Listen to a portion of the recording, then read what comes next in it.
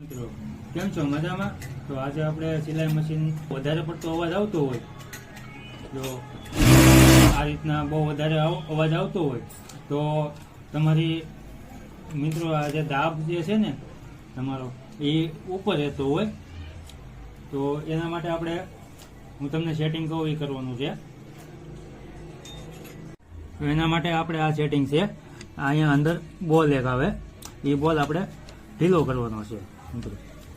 આ રીતના ઢીલો કરી પછી આ જે આપણે જે વ્હીલ છે તમે ફેરવશો એટલે દાંતી નીચે વહી જાય.